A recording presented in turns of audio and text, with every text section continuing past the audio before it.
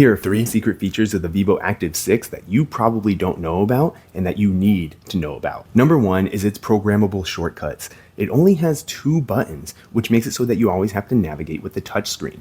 But with the programmable shortcuts, you get 3 shortcuts to choose from. You get shortcuts to be able to program on your main start button, you're able to program a shortcut on your back button, and you're able to program a shortcut with holding the back and start button. This feature is probably going to be slept on when you own this watch or purchase this watch, but I highly suggest going into the settings and setting up the shortcuts of what you would truly like to use, because it'll make your experience a lot better when using Vivoactive 6. And speaking of being able to have a good experience, what we don't know about the Vivoactive 6 is that it has a whole tips section on how to actually use the watch. And it breaks it down by basic tips, essential tips, customization tips, pro tips, and features tips. I highly suggest when you get this watch, go straight over there so you can figure out how to actually navigate this watch, how to use this watch, and how to use it to its highest ability so that you have the best experience while using the Vivoactive 6. Secret feature 3 is the fact that it has stocks on it. The stocks feature makes it so that you can choose whichever stocks you want to be able to see and check up on.